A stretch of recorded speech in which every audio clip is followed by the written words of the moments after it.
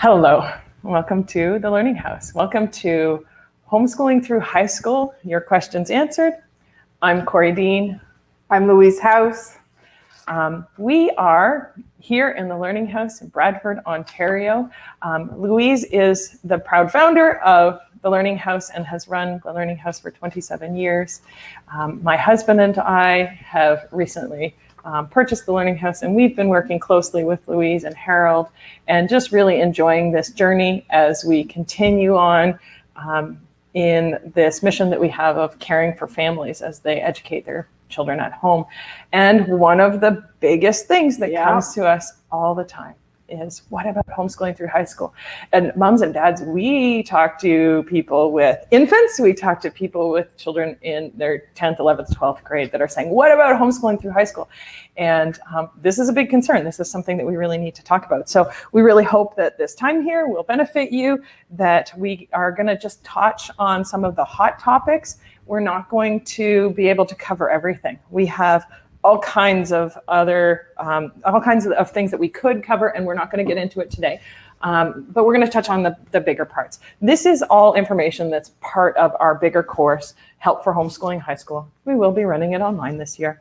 And we'll cover a lot more in there. And when you come to that course, you'll be able to get all the resources, the sample portfolios, and the resources in digital copy that we have traditionally done in in-person course.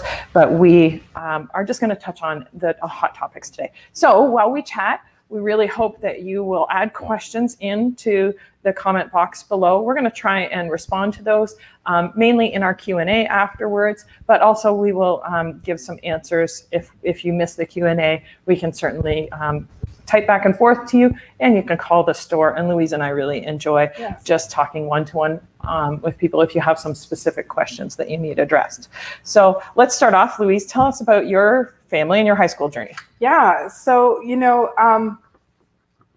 for a mom that was never going to homeschool, the idea of homeschooling through high school was a little bit daunting.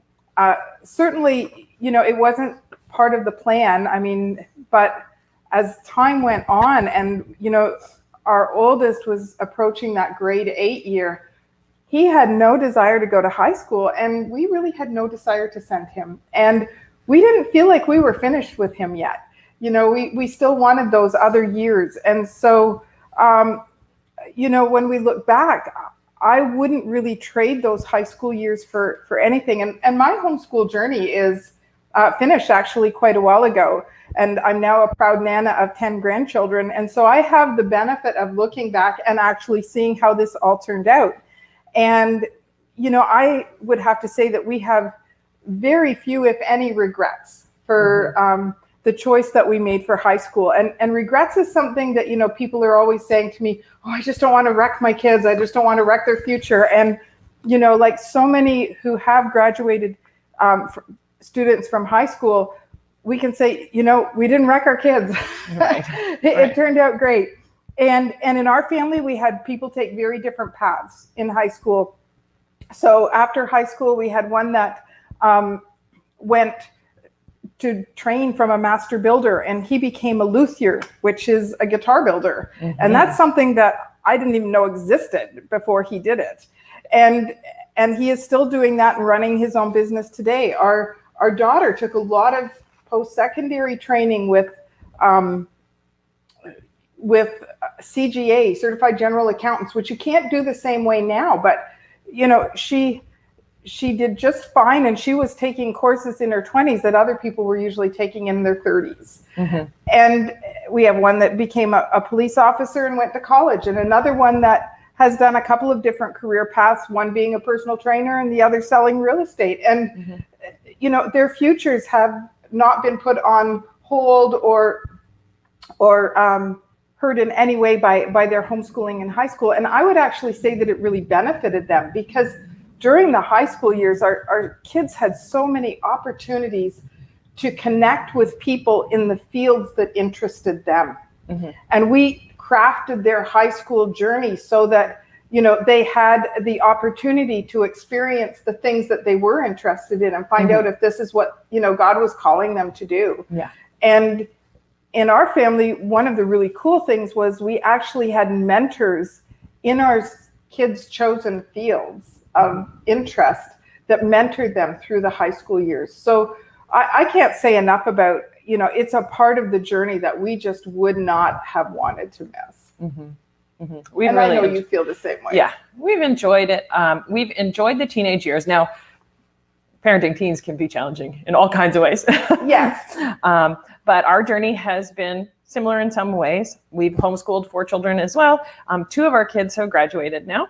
And we have been homeschooling for nearly 20 years and still have a few years ahead of us.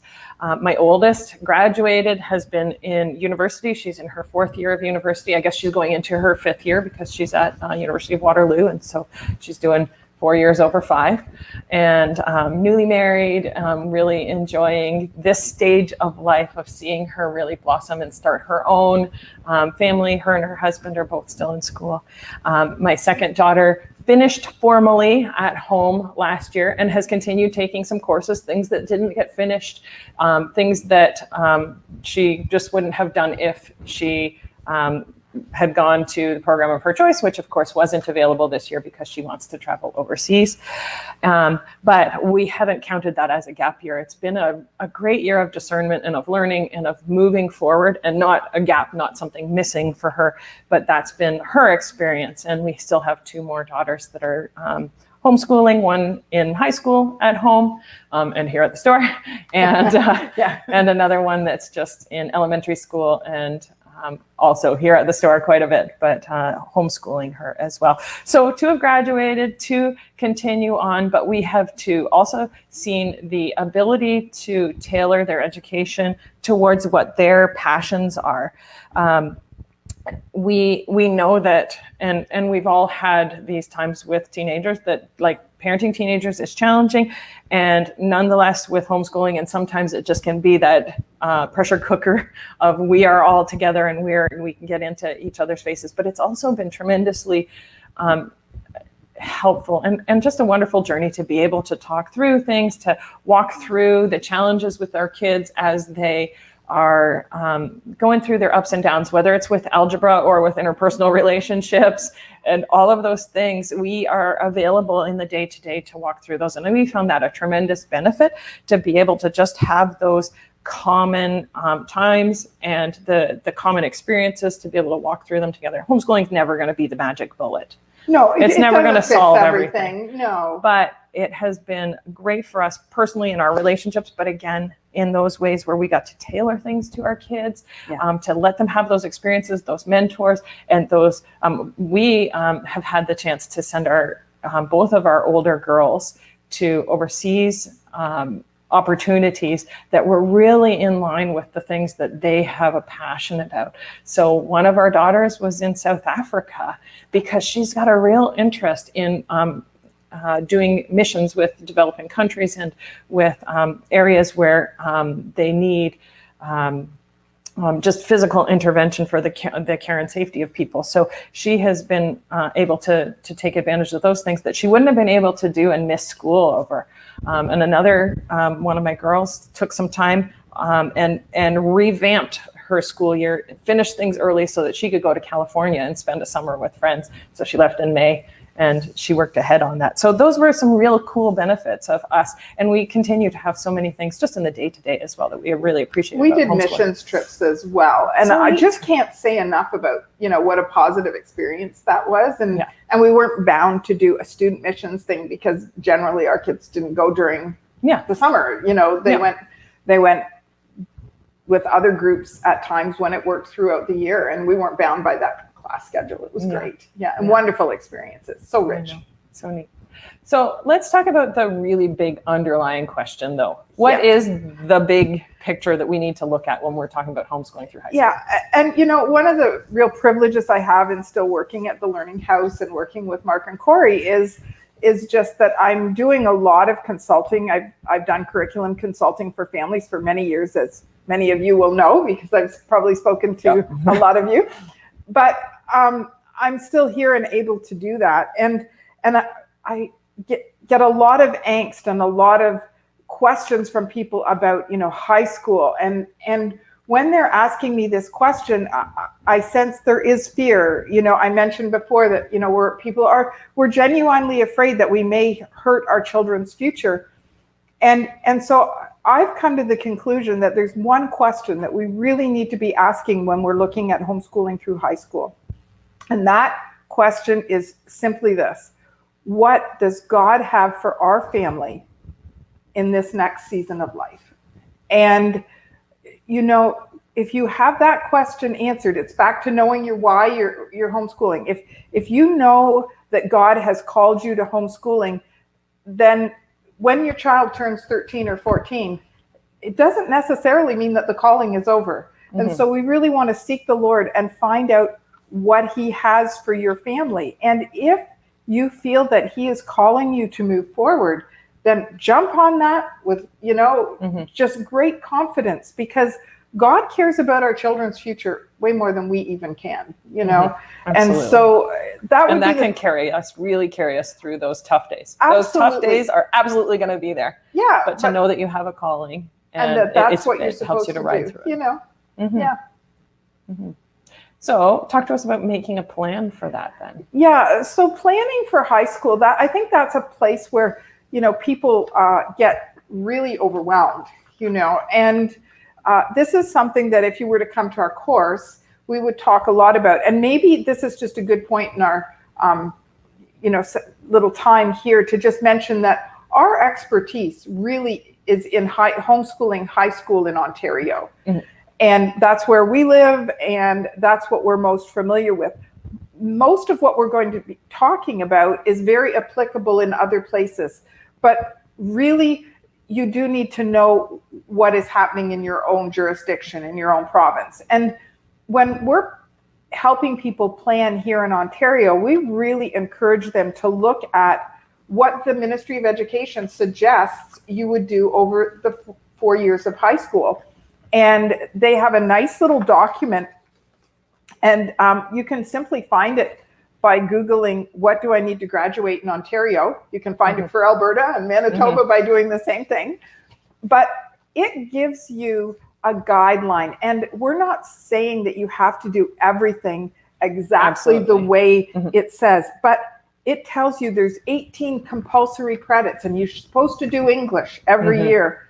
And by using this framework, you can actually know that at the end of the day, when you want to, Corey will talk later about admissions just briefly, but when you go to a college or a university and present what you've done at high school, you will have a framework that they know how to respond to.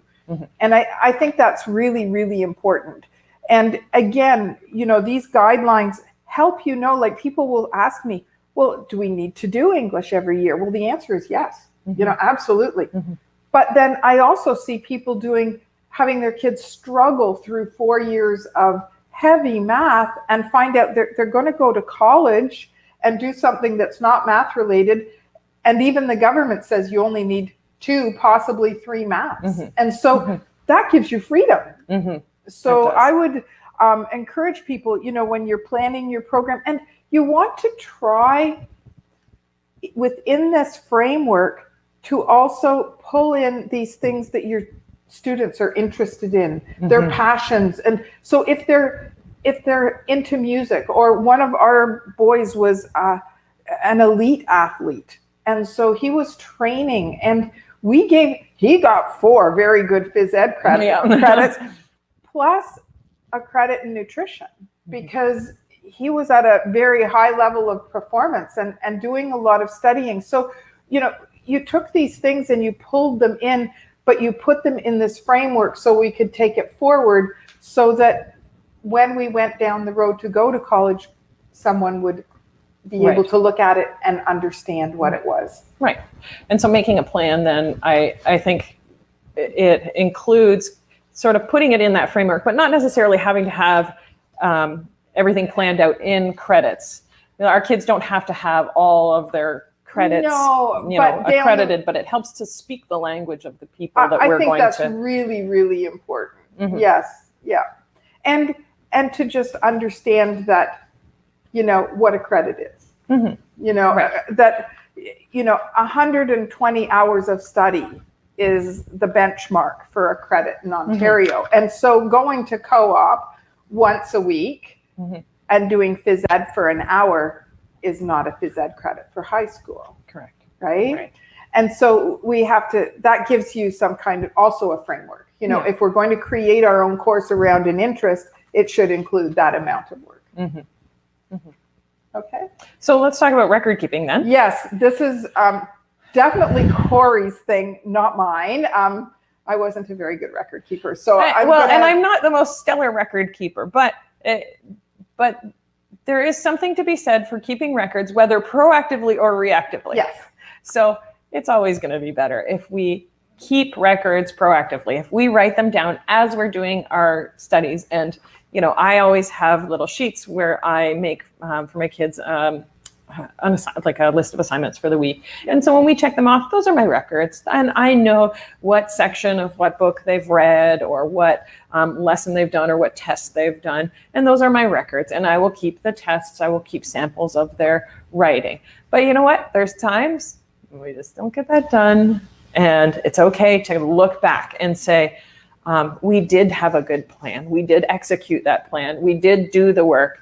Let's pull these tests into my records instead of being proactive. So what I would say to you is if you haven't started your homeschool journey yet, plan to be proactive. Make those lesson plans, keep things that you need. But if you have gone through this journey, there's still hope and it can be done. In terms of post-secondary admissions, no school is ever going to want to sift through everything your child has done since kindergarten. When we are looking at post-secondary admissions and record keeping and looking at what's required in your own province, this is one of those areas where you really need to look. If you're not in Ontario, look into what is required of you, because we don't have any really specific guidelines. We don't have any guidelines for what is required for us for keeping records in Ontario.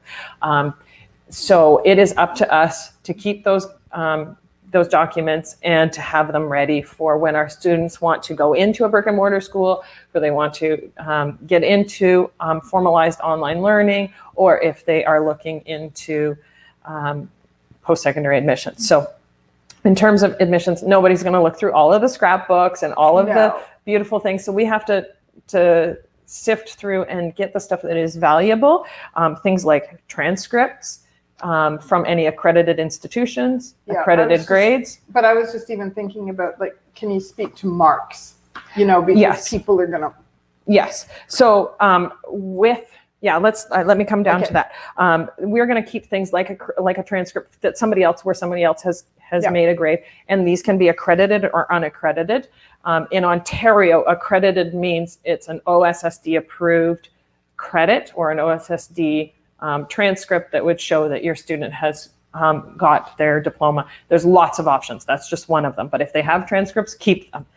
If they have accredited or unaccredited grades in any way, or for their learning at home, which is not going to be accredited. And for those things, we would keep any course outlines, grades, and key writing samples, a reading list, and some samples of relevant work. Those are mostly not going to be looked at by post-secondary institution. If your student has 30 credits and they each have a little file of things, nobody's going to spend the time looking at that. But we need to keep those records so that if, for example, I want to show that my student has done a grade 9 and a grade 10 and a grade 11 equivalent of math, and they want to do an accredited math, then I can show that they've done those. So keeping other things as well is useful. And not keeping all the scrapbooks, but keeping things like resumes, volunteer hours, references. These things are the kinds of things that we are being asked for by post-secondary institutions now. So any kinds of things that give a school an idea of the well-roundedness of your student and of their work ethic is being looked at as a secondary source of information. Now, looking at grades, and the grades specifically, we want to create a transcript for our students. For the most part, our transcripts are not being used as the key indicator because mom made them, and mom can make up anything. but they are a good supporting document for anything that is quantifiable that our kids have done. So any outside teaching, these will support it. And so in our experience, for example, we were able to show a list of just a few accredited courses that my oldest daughter had done when she applied to the University of Waterloo. But we also gave our transcript, which had marks that were in line with what marks she was getting in an accredited institution, and they took our transcript seriously because of that. And we were able to show that she had the proper prerequisites, both accredited and unaccredited, and so on. So when keeping grades, we're making grades out of courses that we've done and basing them on any tests. Input that the student has done besides, so assignments and essays, but also on the time spent and what they have, what they've read, the experiments they've done, the activities they participated in, and you can make your own marking rubric for that. I was just going to say too, I think that, for a lot of us that have homeschooled through the elementary years, we may not have done a lot of testing.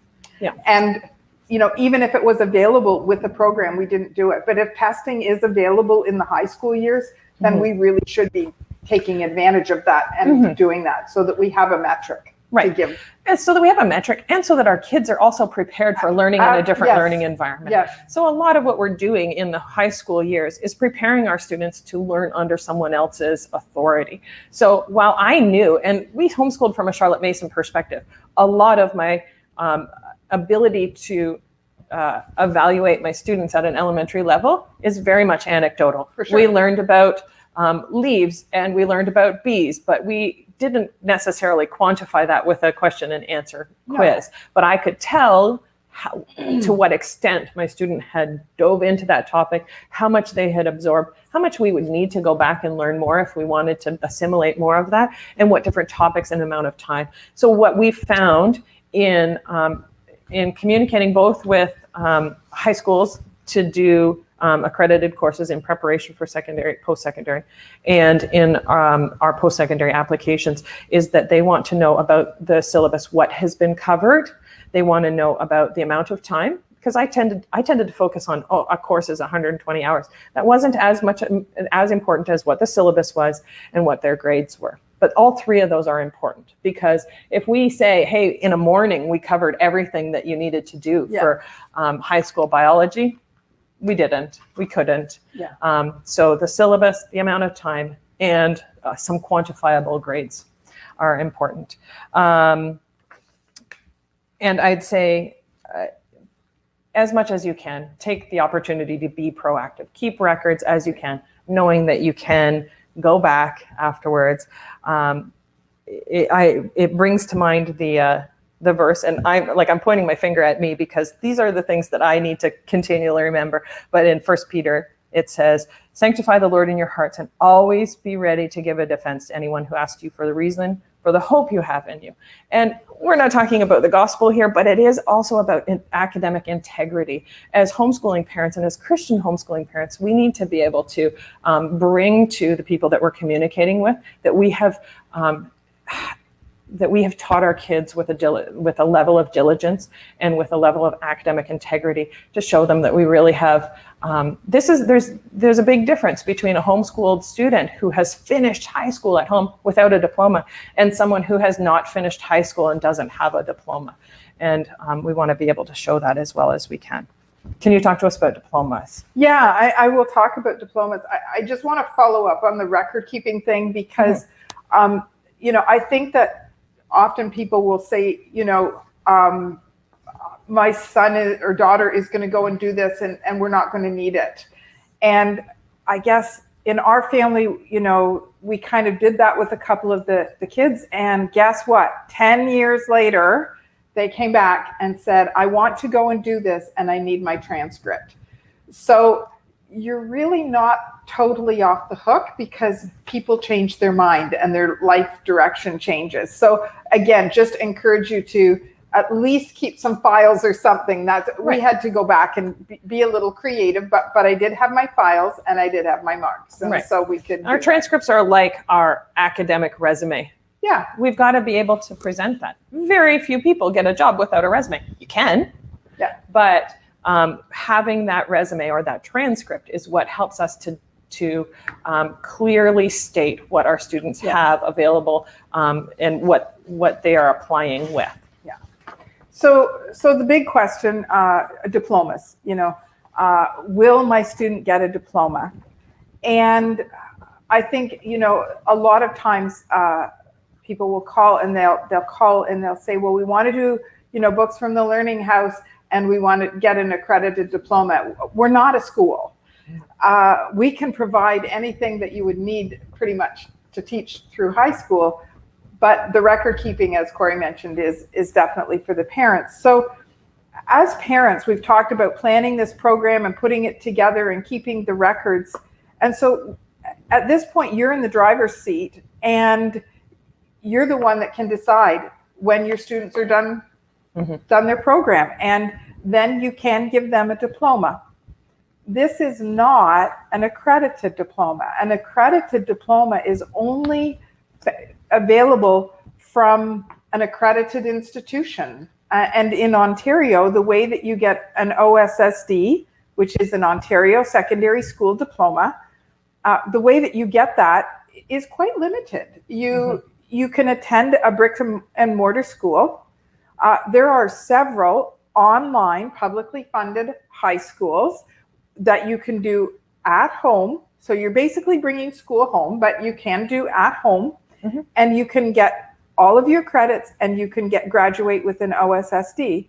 There are also several privately funded or private schools that are, fully accredited. We're very familiar with virtualhighschool.com, and virtualhighschool.com now has a sister school, virtualchristianhighschool.com, and both of those are also options. You pay, but they're fully accredited, and you can graduate with your OSSD. There are a couple of other options, and one of them is where you would do high school at home for grades 9, 10, and even possibly 11, and then transfer into a brick and mortar school. And the school might decide that they will grant you equivalency for your grade 9 and 10 and 11 years, provided you do well in the grade 12 year. This is something that is discretionary for the schools. This is not something that you can demand or that they are required to do, because they they have to substantiate that they're comfortable with doing that. So I know of quite a few people who have done this successfully. I also know that in my own jurisdiction, it hasn't gone well that way at all. So, that is an option, and you could discuss that with your local school. The other thing which Corey is going to speak to in a minute is just that you can go back and just do 6 high school credits, and a lot of universities will look at that without an OSSD. So we've kind of got this mentality that we have to have an OSSD, and I guess I'm here to say we don't.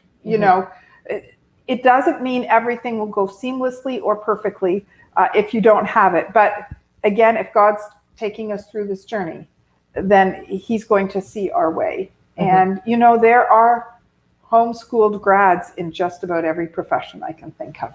Absolutely. With and without accredited diplomas from high school. Right. And in just about every post-secondary option. Yes.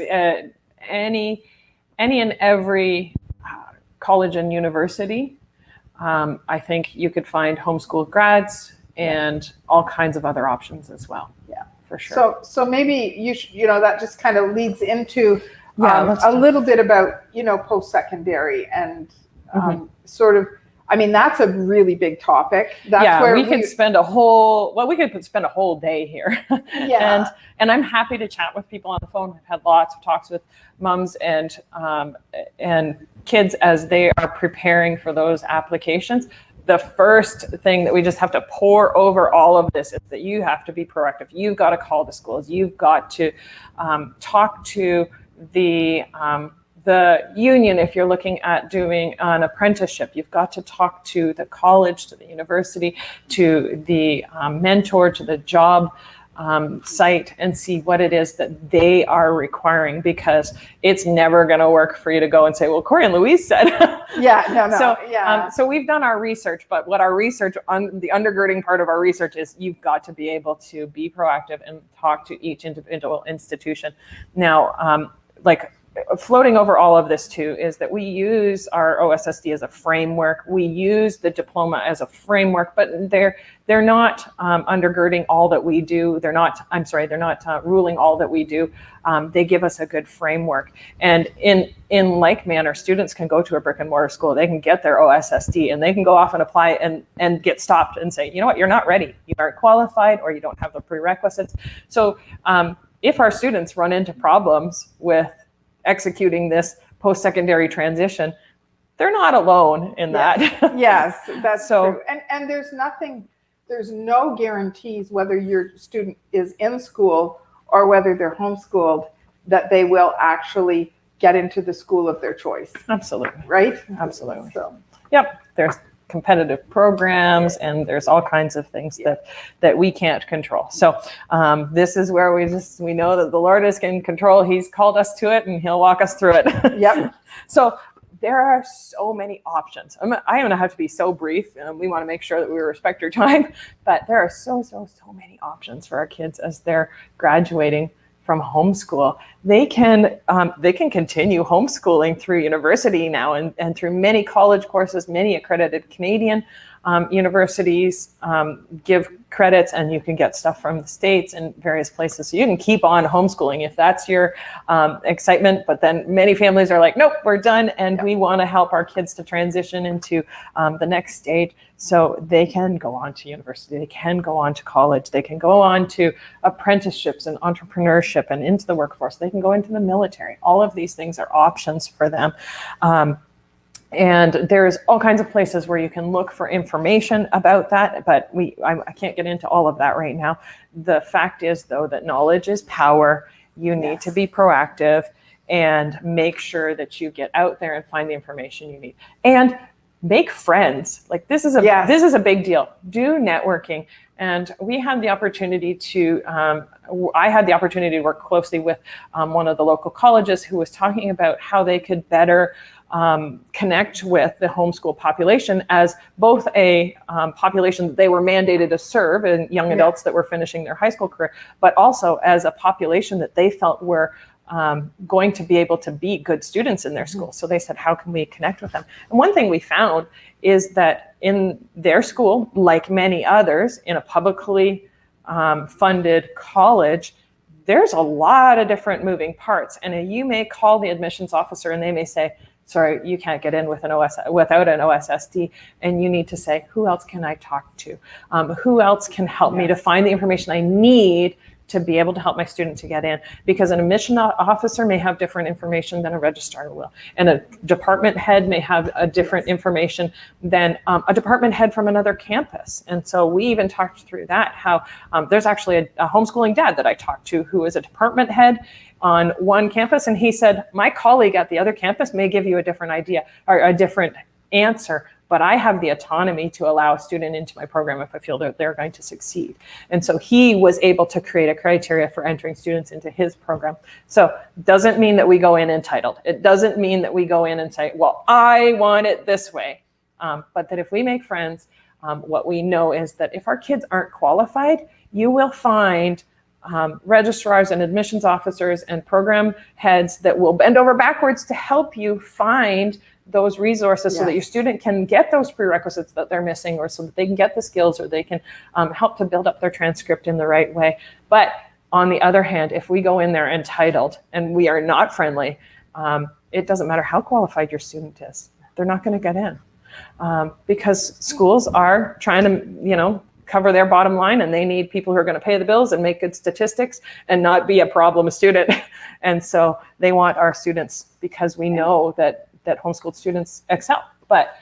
And they want your student to succeed. Yes. They really do. You know, I think it's not us against them.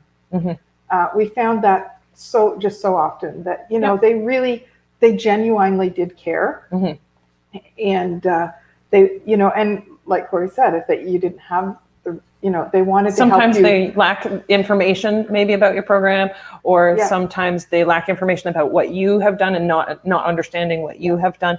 But if we make friends and we network properly and we're kind to the people that we need to network with, they're going to work with you to help you find Yes. the solutions to helping your student get what they need. Yeah. So be proactive, make lots of friends. And English proficiency is a bottom line. Our students have to continually be working on their English proficiency for schooling in Ontario, for schooling across most of Canada. And of course, there's lots of schools that you need a French proficiency to be in as well. So they making sure that you have those as a baseline. But once you kind of have those big ideas, knowing that what it is that schools want to see is important. They want to see that degree of English competency somehow.